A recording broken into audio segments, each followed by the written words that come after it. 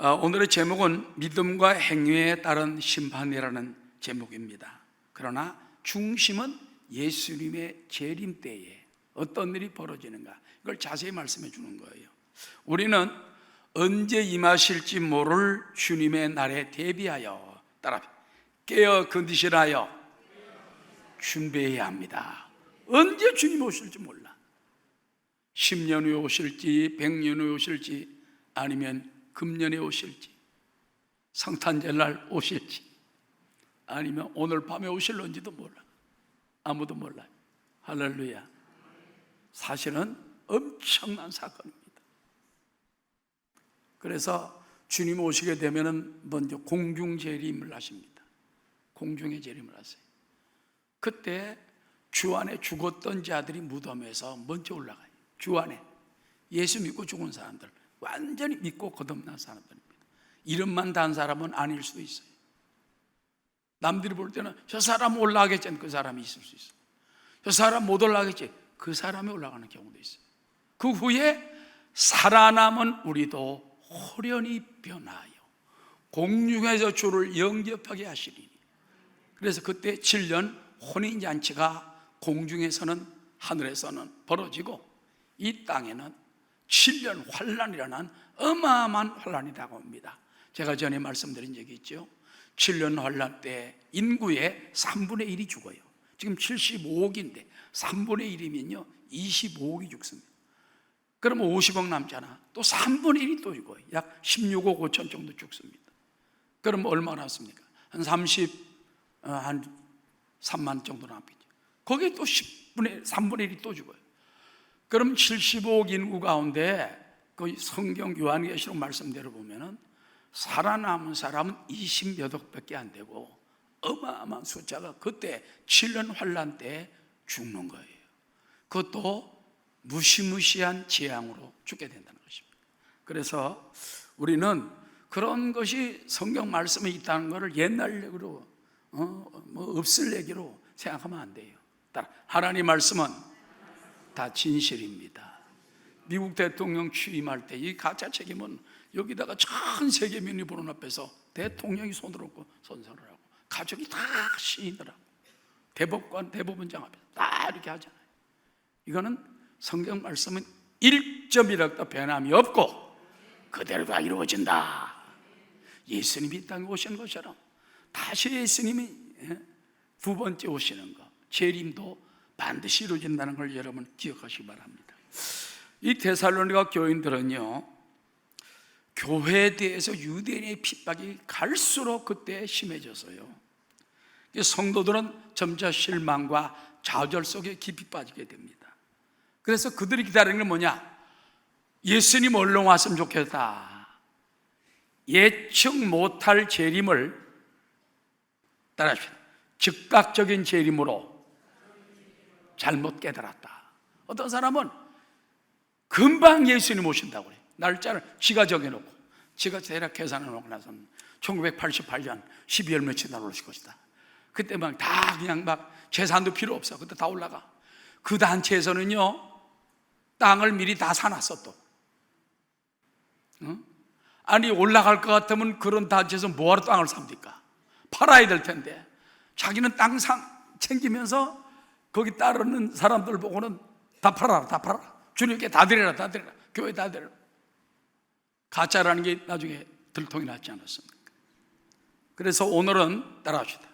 주님의 재림은 예측 못할 재림입니다. 예측을 못해요. 언제 오실지 몰라요. 언제 찬송하잖아요. 우리 주님이 언제 오실는지 아는 이가 없다. 아는 이가 없다. 그러나 우리는 깨어서 그날을 사모하며 기다려야 된다. 예측 못할 재림을 즉각적인 재림으로, 금방 오실 거야, 기다려야 돼. 막 땅 팔고 집 팔고 뭐 학교 다닐 필요 없어. 그러고서는 바로 거짓 유혹에 넘어가는 것입니다. 이래서 그들의 잘못 해석으로 말미암아 사람들이 일도 안 하고 놀게 되고 무의도식하고 게으름을 피우는 사람들이 많아지자 사도 바울은 안 돼!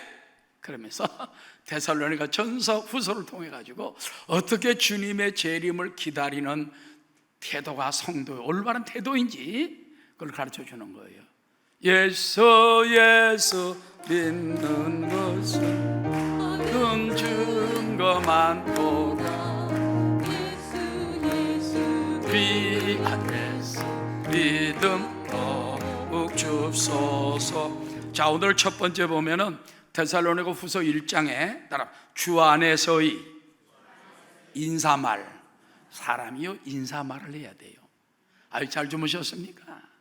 굿모닝. 좋은 아침입니다. 좋은 저녁입니다.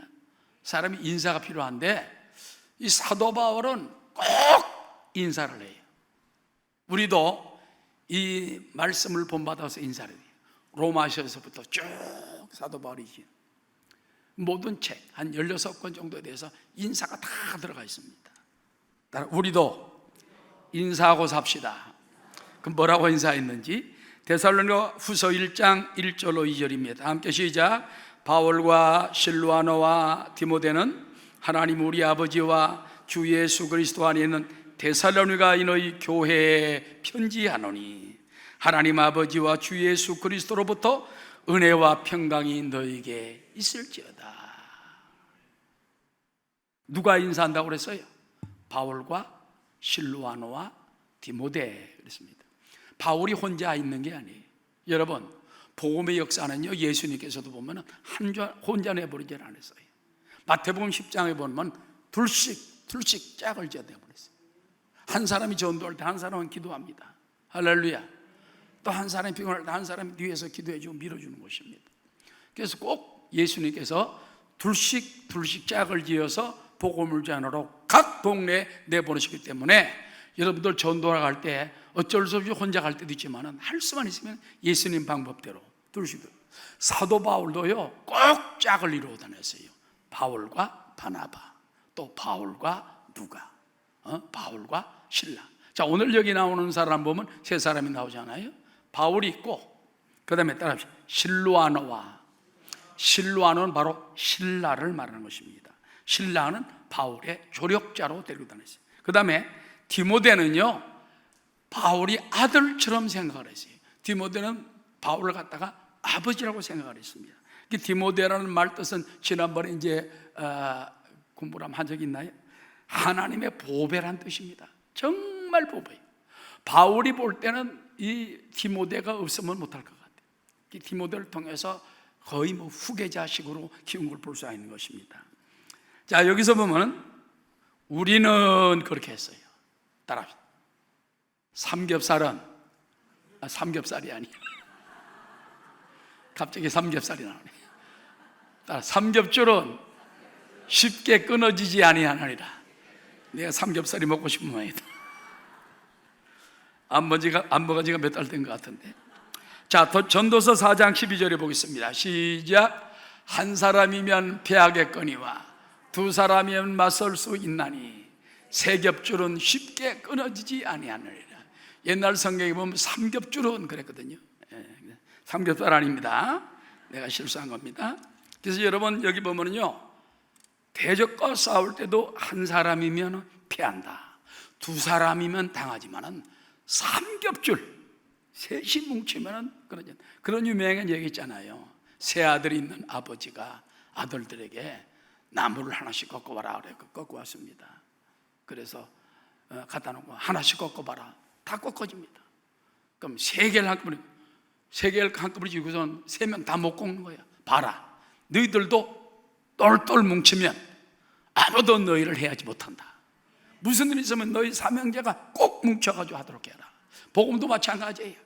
성도들이 주의 종과 우리 중직들과 성도들이 하나가 돼야 돼. 한마음. 왜 아멘 안 해? 한 마음이 되고 한 뜻이 되고, 교구도 마찬가지예요. 교구장님과 교구 일꾼들과 성도들이 하나가 돼야 돼. 그 다음에 홈도 마찬가지예요. 리더만 일하긴 안 하는 게 아니라 우리가 삼겹줄이 돼야 돼. 아멘. 삼겹살이 되지 말고 삼겹줄이 되시기를 주의 이름으로 축원합니다. 자, 예수님께서도 보면요, 두 사람만 합치면은 하나님이 기도 안 들을 게 없고 두 사람만 합치면 못할 게 없다고 그랬습니다. 자, 마태복음 18장 19절 시작. 진실로 다시 너희에게 이르노니 너희 중에 두 사람이 땅에서 합심하여 무엇이든지 땅에서 합심하여 무엇인지 구하면 하늘에 계신 내 아버지께서 따라 그들을 위하여, 누구를 위하여? 합심해서 두 사람이 하는 사람들을 위하여 이루게 하시리라. 두세 사람이 내 이름으로 모인 곳에는 나도 그들 중에 있느니라. 그 예수 믿는 사람들이 다 기도하는 모습을 모여 있으면요, 하나님 그 자리에 즉각적으로 임하는 거예요. 알았어요? 급할 때는 예수 믿는 사람 뭉쳐야 돼. 둘씩 성가대도 뭉치고. 성가대 내가 늘 볼 때 보면은 이렇게 한 명이 비었어요. 그래서 하나님 아버지 4명씩 딱 들어차면 4, 46, 16명 얼마나 멋있겠습니까? 오늘 보니까 딱 채워졌네. 박수 한번 합시다. 네. 일하다가 이제 점점 늘어나가죠. 저거지가. 여러분, 두세 사람이 예수 이름으로 모인 곳에는 나도 그들 중에 있나니라. 우리 가정에 엄마 아빠 믿는 자녀하고 셋이 모여 기도할 때 하나님 거기 임하는 거예요. 우리 리더들이 홈 예배 드릴 때 두세 사람이 모여도 주님 거기 임하시는 거예요. 늘 그 믿음을 가지고 사시기 바랍니다. 고린도전서 3장 6절에 보면은 바울이 말했습니다. 나는 심었고 아볼로는 물을 주었으되 오직 하나님께서 자라나게 하셨다. 자라나게 하신 하나님이다 그랬습니다. 그러니까는요, 혼자 한 게 아니에요. 이 교회도 역사도 보면은 어떤 사람은 말씀을 신고, 어떤 사람은 기도를 신고, 어떤 사람은 전도를 하고, 어떤 사람은 헌신을 하고, 할렐루야. 어떤 사람은 은밀하게 또 구제하고 은밀하게 도와주기는 사람도 있는 거예요. 그래서 우리 이와 같은 사람 다 하나 될 때에 우리 교회가 튼튼해지게 되는 것입니다. 자, 그런데 바울과 실로아노와 디모데는 너희들에게 내가 편지한다. 무엇을 줍니까? 따라 하나님 아버지와 주 예수 그리스도로부터 은혜와 평강이 너희에게 있을지어다. 데살로니가 전서에도 보면요, 똑같은 말을 했어요. 바울과 실로아노와 디모데는 하나님 아버지와 주 예수 그리스도 안에 있는 데살로니가 있는 교회에 편지하노니 은혜와 평강이 너에게 있을지어다. 자, 그럼 은혜는 무엇이고 평강은 무엇이냐? 은혜는 카리스, 헬라 말로 카리스라고 그래요. 카리스. 이 은혜, 카리스라는 것은 커져주는 선불, 값없이 주는 은혜, 하나님의 가장 좋은 아름다움. 그 은혜 받으면 사람이 얼굴이 보들보들해지고 쉬어진다잖아. 마음도 보들보들해지고 얼굴도 보들보들해지고. 은혜 받으면 사람이 아름다움이 느껴져요. 할렐루야. 하나님의 좋으심을 깨닫게 돼요. 그 사람이 교회 와서는 딱딱하게 율법적으로 믿지 말고 은혜를 받아야 돼. 은혜를 받으면 사람이 달라지는 거예요. 집안에 가서 달라지고, 학교에 가 달라지고, 사회에 나가도 달라지는 거예요. 이 사람은 왜 저렇게 얼굴이 환하니 빛나지? 은혜 받았어 그래. 왜 옛날 그림에 보면 성자들 뒤에다가 이만하게 뭘 갖다 해놓잖아. 여러분, 은혜 받고 성령 받으면요, 뒤에 환하게 빛이 나는 겁니다. 마귀가 그 빛을 보고 도망갑니다. 그래서 은혜는 십자가를 통한 무한한 은혜, 한량없는 은혜, 갚을 길 없는 은혜, 내 삶을 애워싸는 하나님의 은혜. 할렐루야. 한량없는 은혜, 갚을 길 없는 은혜. 늘 우리는 십자가의 은혜에 대해서 감격하는 마음을 가지고 살아가시기 바랍니다. 바울이 그랬습니다. 너에게 은혜와 그 다음에 평강이 있기를 원하노라. 평강은 뭔지 압니까? 어떤 환난과 환경이 바뀌어도 평안한 것이 평강이에요. 그냥 평안은 내가 생각하는 평안이고, 하나님이 주는 평안은요, 비바람이 불고 뭐 천둥번개 갇히고 뭐 전쟁이 나고 그래도 이상하게 마음이 평안합니다. 가정에 어려움이 다가오고 국가가 뒤집어질 것 같아도, 북한이 전쟁을 금방 일으킬 것 같고 일본이 막 어쩌고 저쩌고 해도 마음 깊은 속에 평안, 이게 평강이에요. 그래서 여러분, 은혜와 평강이 너희에게 임하시기를 주 이름으로 축원하노라. 그래서 평강은 은혜의 열매라는 말도 있다는 것입니다. 평안을 너에게 주노라. 세상이 줄 수 없는, 세상이 알 수 없는, 세상이 알 수도 없는 평안, 평안, 평안, 평안을 내게 주노라. 그래서 여러분, 우리 성도를 인사할 때 은혜가 있으시기 바랍니다. 평강이 있으시길 바랍니다. 유대인들은 뭐라고 인사했죠? 샬롬, 평강입니다. 평강, 샬롬. 늘 여러분들은 남들을 저주하지 말고 욕하지 말고 은혜가 임하시길 원합니다. 평강이 임하시는 성도들 가정에 들어갈 때마다 하나님 이 가정에 은혜를 내려주옵소서, 평강을 내려주옵소서, 이 사업장에 은혜를 내려주옵소서, 평강을 내려주옵소서, 자녀들에게 은혜 주옵소서, 평강 주옵소서. 늘 기도로도 그런 기도, 인사라도 그런 인사하는 여러분 되시기 바랍니다. 그 다음에 큰 두 번째, 따라 너희를 위하여 항상 감사하고 자랑할 것은, 사도 바울은요 몇 가지 자기 자랑이 있었습니다. 육신적인 자랑이 아니에요. 따라서 나의 연약함을 자랑한다. 갈라디아 6장에 보면 예수 그리스도의 십자가 외에 내게 자랑할 것이 없다. 늘 사도 바울은 두 가지를 자랑했어. 난 다른 사람은 못났다, 약하다. 고린도후서 11장 30절에 보면 내가 부득불 자랑할진대, 내가 약한 것을 자랑하리라.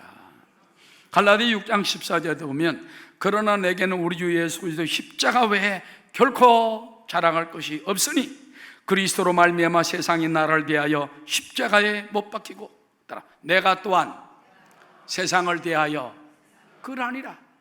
예수님이 나를 위해 십자가에 못 박힌 것처럼 나도 남은 생애를 이제 주님을 위하여 십자가에 못 박혀야지. 이것만이 자기의 자랑이었는데 오늘 여기 보니까 한 가지 자랑을 더 추가합니다. 왜?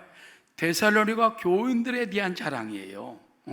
무슨 자랑이었을까? 자, 3절 4절 시작. 형제들아, 우리가 너희를 위하여 항상 하나님께 감사할지니 이것이 당연함은 너희의 믿음이 더욱 자라고 너희가 다각기 서로 사랑함이 풍성함이니 그러므로 너희가 견디고 있는 모든 박해와 환난 중에서 너희 인내와 믿음으로 말미암아 하나님의 여러 교회에서 우리가 친히 자랑하노라. 바울이요 데살로니가 교인들을 가지고서 내가 너희들에게 너무너무 감사하다, 내가 너희들을 온전히 하는 교회에 막 자랑한다.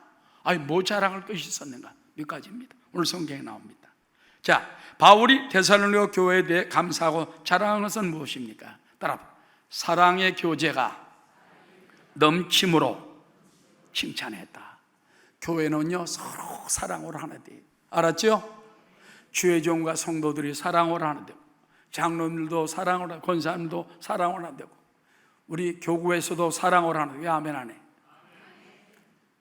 홈에서도 사랑으로 하나 되고, 봉사기관에서도 실업인은 실업인의 선교연합회, 또 새가족, 성가대 사랑으로 서로 교제가 충만할 때 바울이 그거를 칭찬한 거예요. 두 번째는요, 따라 믿음이 훌륭하게 자라고 있음에, 믿음이 잘 자라고 있는 걸 볼 때에 감사하고 바울이 또 자랑했습니다. 그 다음에 서로 각기 사랑으로도 풍성해지고 있음을 감사했을 뿐만 아니라, 그 다음에 특별히 따라하죠, 모든 박해와 환난 중에서도 참고 견디며 굳건히 선 것을 감사하고 자랑했어요. 우리 예수 믿는 성도들은요 고난 당할 때 항상 감사하세요. 예수님 나를 위해 큰 고난은 다 당했어. 나는 이제 남은 생에는 주님을 위해, 복음을 위해 고난 당할 것밖에 없어요. 현대어 성경에 보면은 아까 그 3절 4절 이렇게 해석합니다. 사랑하는 형제들이여, 우리는 여러분을 생각할 때마다 늘 하나님께 감사를 드리지 않을 수 없습니다. 따라 여러분의 믿음이 훌륭하게 자라고 있을 뿐만 아니라 주일학교 자녀들, 우리 자녀들이 믿음 안에 자라는 거, 이게 최고예요. 공부 잘하는 것도 중요하고 앞으로 출세할 것도 중요하지만 믿음 안에 잘 자라는 거, 그거를 바울이 온천하에 자랑했어요. 여러분도 자녀들이 믿음 안에 잘 서서 1등, 2등 못한다 할지라도 유명한 대학이나 어떤 사람이 되지 못한다 할지라도 믿음 안에 일단 서 있다는 거 감사하시기 바랍니다. 그래서 여러분의 믿음이 훌륭하게 자라고 있을 뿐 아니라 서로가 사랑으로 더욱더 도타워지고 있으니, 난 두터워라고 그랬더니 두터워라는 말은 안 되더라고. 도타워라는 말이 진짜 표준어래. 따라봐. 서로가 사랑으로 더욱더 도타워집시다. 도타워지시기 바랍니다. 이처럼 감사를 드리는 것은 어쩌면 우리의 마땅한 도리인 듯 싶습니다. 우리는 여러분의 심한 박해와 어려움 속에서도 참고 견디며 하나님께 굳은 믿음을 지키고 있다는 것을 기쁜 마음으로 다른 교회에 자랑하고 있습니다. 할렐루야. 그래서 여러분, 어떤 환난과 시험이 와가도 믿습니다. 어떤 기독교인이 박해 많이 당하잖아요. 우리는 별로 박해 안 당합니다. 북한 목숨 날아갑니다. 저 날아갑니다. 중국도 점점 이제 박해가 심해집니다. 인도도 박해가 심해집니다. 선교사들이 막 쫓겨나고 그럴 정도예요. 그러나 이런 가운데도 굳건히 버티게 되시기 바랍니다. 유명한 영국의 성서학자 바클레이는 생명이 있는 교회에 3가지 증표가 있다 그래서요. 따라하시죠. 강한 믿음, 점점 믿음이 강해지는 게 살아있는 교회라는 거예요. 두 번째는 증가하는 사랑, 점점 사랑이 넘쳐나서 주님께 어떻게 하면 더 봉사할까, 어떻게 하면 더 헌신할까, 이런 마음이 깊어지는 것이 바로 생명이 있는 교회라는 거예요. 그 다음에 마지막으로 인내하는 지구력, 남성답게 담담하게 어떤 환난이 와도 버틸 수 있는 그런 마음을 말하는 것입니다. 우리도 주님이 자랑하고 사도들이 자랑할 만한 신앙 되시기를 주의 이름으로 축원합니다. 그 다음에 큰 3번째입니다. 따라 주 강림시에 내리실 심판과 영광의 상급. 여러분, 주님의 재림은 반드시 이루어집니다. 만천하의 모든 일과 그때 인류에 행한 모든 일들이 다 드러나요. 다 기록이 돼요. 요즘 여러분 보면요, CCTV를 놔가지고 우리 집에 들어오고 나가고, 경찰들이 요즘 그걸로 잡습니다. 그걸로 CCTV 딱 끊어가지고 누가 들어갔다, 누가 나왔다, 몇 시 나왔다, 그거 보고 찾아가 잡는 게 한두 가지가 아니에요. 그러나 하나님의 CCTV는 태초로부터 쫙 펼쳐놔가지고 따라 우리의 마음속까지 다 뒤져놓습니다. 여러분, 시편 139편에 보면 하나님께서는 우리의 내장 내부까지 5장 6부까지 따라 다 아시느니라. 무엇을 생각하고 무엇을 꿈꾸고 무엇을 바라고 손으로 무슨 짓을 하고 발로 어디를 가고 생각으로 뭔 짓을 하고, 우리 5장 6부까지 하늘까지 다 아시고 계시는 하나님이니 숨길 게 어디가 있겠습니까? 그걸 생각하면요, 아이고 하나님 용서해 주십시오. 하나님은 모르는 줄 알고 안 모르는 줄 알고 내가 추한 짓 했습니다. 내가 더러운 짓 했습니다. 내가 남을 미워하고 욕했습니다. 용서해 주십시오.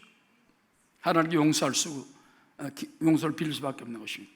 그러므로 우리 성도들은 주님의 재림의 날을 바라보고 사모하며 올바른 태도를 가져야 됩니다. 베드로후서 3장 10절 다 함께 천천히 읽겠습니다. 그러나 주의 날이 도둑같이 오리니 그 날에는 하늘이 큰 소리로 떠나가고 물질이 뜨거운 불에 풀어지고 땅과 그 중에 있는 모든 일이 드러나리로다. 이 모든 것이 이렇게 풀어지리니 너희가 어떠한 사람이 되어야 마땅하냐. 거룩한 행실과 경건함으로 하나님의 날이 임하기를 바라보고 어떻게 하라? 간절히 사모하라. 그날에 하늘이 불에 타서 풀어지고 물질이 뜨거운 불에 녹아지려니와 따라 우리는 그의 약속대로 의가 있는 곳인 새 하늘과 새 땅을 바라보고 들어가게 된다는 말이에요. 할렐루야. 자, 그러면 주님 재림 시에 주님이 어떤 심판을 주십니까? 여러분, 주님의 심판은 따라 믿지 않는 자에게는 재앙이요, 믿는 자에게는 영광과 상급입니다. 그 예수 믿고 구원받은 사람에게는요, 이거는 심판이 상급 심판이에요. 그래서 그걸 갖다가 베마 심판이라고 말합니다. 따라합시다. 베마 심판. 성도에게는 베마 심판이에요. 경주를 할 때에 잘못한 사람은 벌 주는 게 아닙니다. 1등, 2등, 3등. 또 마라톤 할 때는 막 쫙 해서 상 주잖아요. 알았죠? 잘한 사람에게 상 주는 것처럼. 그러나 영 못한 놈은 좀 혼 좀 나긴 나야 되겠지만은 뭐 운동장에서는 잘못했다고 혼은 안 줍니다. 그것이 베마 심판을 준다는 거예요. 그러나 안 믿는 사람은 어마어마한 형벌, 어마어마한 심판이 있다는 걸 우리 잊지 말아야 됩니다. 자, 데살로니가후서 1장 5절입니다. 시작. 이는 하나님의 공의로운 심판의 표요 너희로 하여금 하나님 나라에 합당한 자로 여김을 받게 하려 함이니 그 나라를 위하여 너희가 또한 고난을 받느니라. 따라, 주를 위한 고난은 하나님의 공의로운 심판의 표입니다. 여러분 마음에 예수 믿다가 박해를 받아가지고 몸이나 이런데 고난의 흔적이 있으면 하늘 날아가서 큰 상을 받아요. 또 마음에 고난의 흔적이 있으면 이것도 하나님 다 기억하세요. 그러나 예수 믿는다 하면서 은혜는 잔뜩 받고 날마다 달라 하면서 날마다 응답 달라 하면서 주님을 위해서 아무 고난의 흔적이 없다면 상이 없어요. 상이 없어. 따라 주님이 날 위해 다 고난 받으셨다. 예수님 십자가에 못 박으실 때 다 이루었다. 고난 받을 걸 다 주님이 책임지고 내가 죽을 걸 다 책임지고 내가 바다의 형벌을 주님이 다 받아버렸어.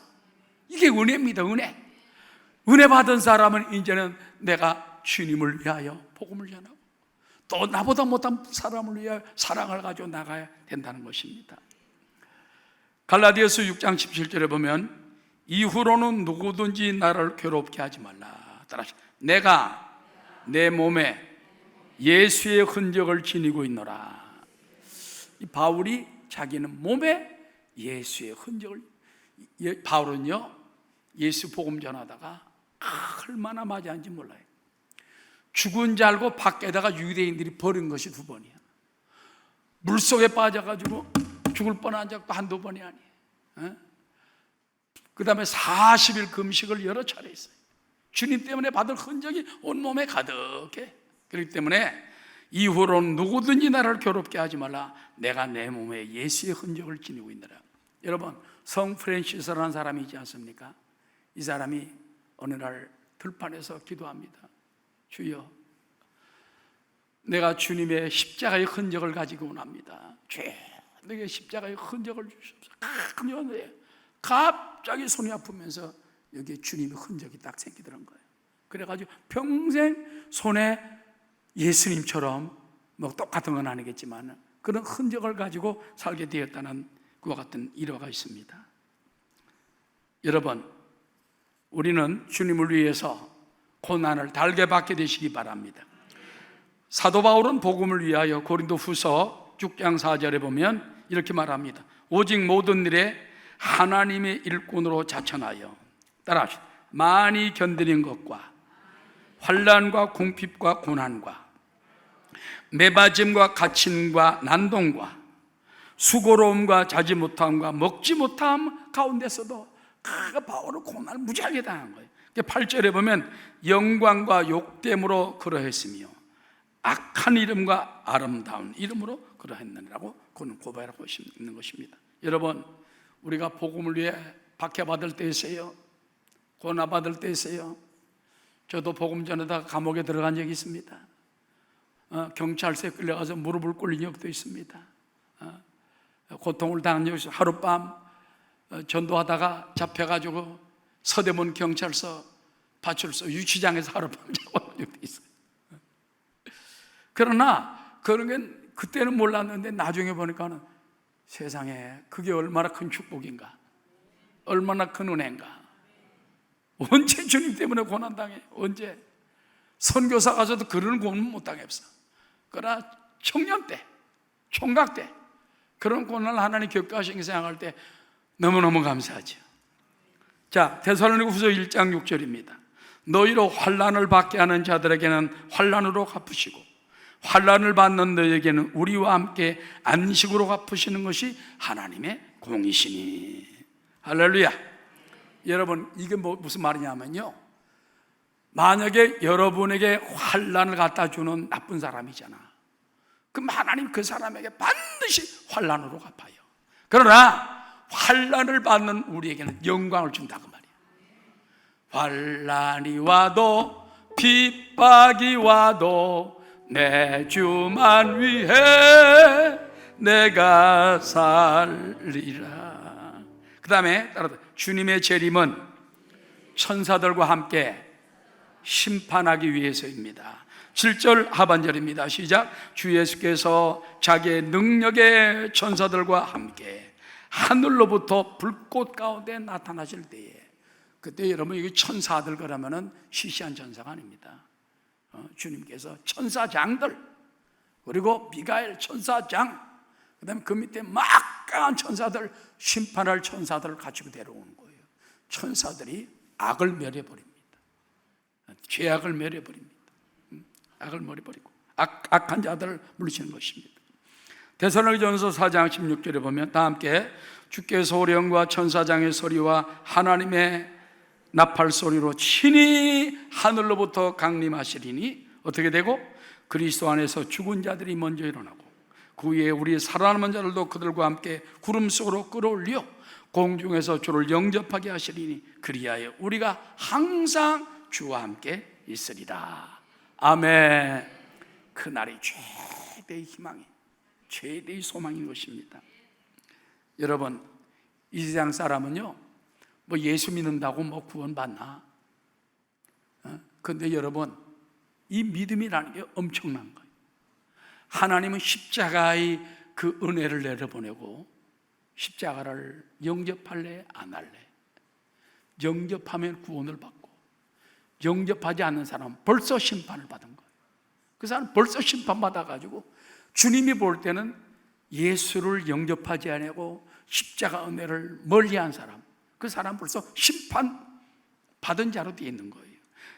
요한복음 3장 17절 시작. 하나님이 그 아들을 세상에 보내신 것은 세상을 심판하려 하심이 아니요 그로 말미암아 구원을 받게 하려 하심이라. 그를 믿는 자는 심판을 받지 아니하는 것이요. 어떻게? 어떤 사람이?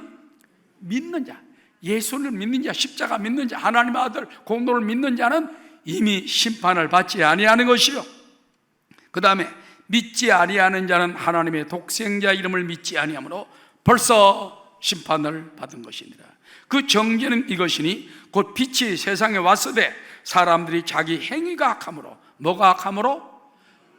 하나님의 빛이 쫙 십자가의 빛이 내려왔는데, 구원의 빛이 내려왔는데, 은혜가 내려왔는데 자기 행위가 악하고 더럽고 추하기 때문에 그 빛을 거부하는 거예요. 그래서 그 행위가 악함으로 따라 빛보다 어두움을 더 사랑하는 것입니다. 오늘날 안 믿는 사람들은요, 몰라서도 그렇지만은 빛이 싫어서 그래요. 어둠이 좋아서 마귀에게 쫓아다니고 죄악으로 쫓아다니고 엄나 술 취하고 방탕으로 쫓아다니고 이런 것들은 빛을 싫어해서 어둠으로 갔기 때문인 것입니다. 요한복음 16장 9절에 보면 따라 죄에 대하여라 하면 그들이 나를 믿지 아니하며, 그러니까 이 세상에 제일 큰 죄는 뭐냐? 살인, 음란, 강도 뭐 이런 것보다도 믿지 않는 죄가 더 무서운 죄. 따라 이 세상에 가장 큰 죄는 불신의 죄입니다.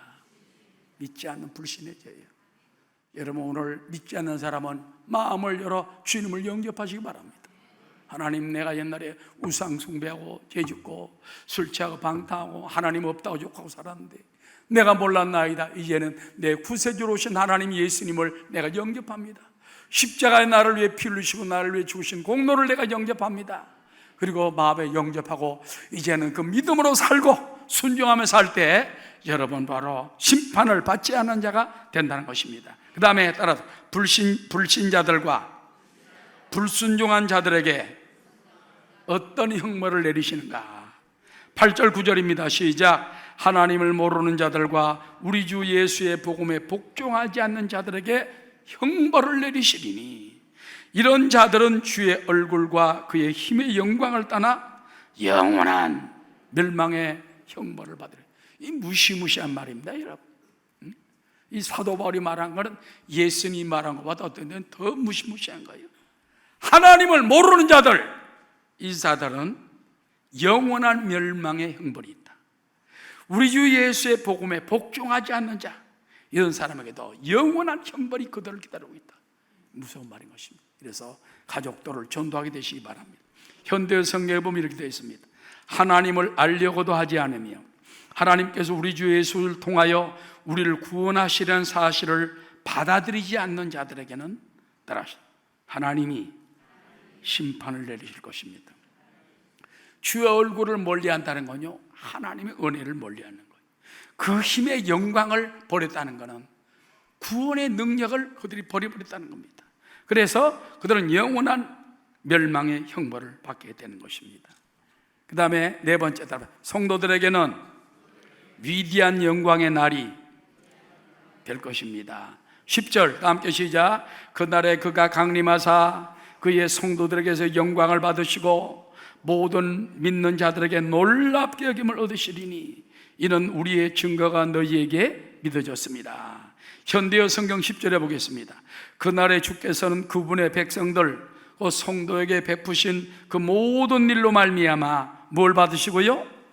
찬양과 존귀를 받으실 것입니다. 그리고 우리가 전한 복음을 믿은 여러분 또한 주님을 찬양하는 사람들 대열에 끼게 될 것입니다. 이게 바로 바울이 데살로니가 교인들에게 말한 거예요. 여러분, 주님이 그날 강림하시게 되면은 주님은 많은 성도들이 구원받은 것 때문에 하나님께 존귀와 영광을 받으시고 우리는 구원받았기 때문에 그 찬양하는 대열에 껴서 예수님의 은혜 감사하고 십자가의 은혜 감사하고 하나님께 영광을 돌리는 대열에 껴 있으니 얼마나 감사하겠냐 그 말인 것입니다. 그 다음에 마지막 큰 네 번째 따라 교회를 위한 기도. 자, 11절 12절 읽겠습니다. 이러므로 우리도 항상 너희를 위하여 기도함은 우리 하나님이 너희를 부르심에 합당한 자로 여기시고 모든 선을 기뻐함과 믿음의 역사를 능력으로 이루게 하시고 우리 하나님과 주 예수 그리스도의 은혜대로 우리 주 예수의 이름이 너희 가운데 영광을 받으시고 따라 너희도 그 안에서 영광을 받게 하리 함이라. 자, 이 사도 바울은요 교회를 데살로니가 교회를 위하여 이렇게 기도한다 그랬습니다. 첫 번째 따라 사역자들은 교회를 위해 항상 기도해야 합니다. 담임 목사뿐만 아니에요. 우리 주회종들뿐만 아니에요. 우리 사역자들, 리더들도 작은 목자입니다. 늘 교회를 위해서 항상 기도하는 것입니다. 바울과 그 일행은 데살로니가 교인들의 영적 상태를 위하여 기도했습니다. 바울은 데살로니가 교인들에게 많은 권면과 위로의 말씀을 하기에 앞서 기도하는 걸 잊지 않았다는 것입니다. 따라 기도하는 사람은 마침내 응답받고 승리합니다. 그 다음에 또 뭐라고 기도했냐? 하나님 부르심에 합당한 자가 되도록 기도했어요. 주님 맞이할 때 주님 영접하기에 합당한 자가 되도록 기도한 거예요. 하나님 데살로니가 교인들이 주님을 맞이할 때 합당한 자가 되게 도와주십시오. 저도 여러분이 주님 재림할 때 다 들림받고 또 먼저 간다 할지라도 하나님께 지금 합당하게 여김받는 여러분 되시기 바랍니다. 그리고 따라 모든 선을 기뻐함과 믿음의 역사를 능력으로 이루게 하소서. 하나님께서 능력으로 함께 하시게 되면은 성도들이 믿음 안에서 선한 일을 할 수 있다 그 말이에요. 할렐루야. 그리고 믿음의 역사를 능력으로 이룰 수 있을 뿐만 아니라 마지막 네 번째는 하나님과 주 안에서 영광을 받도록 기도합시다. 사도 바울이 말했습니다. 나 된 것은 다 하나님의 은혜라.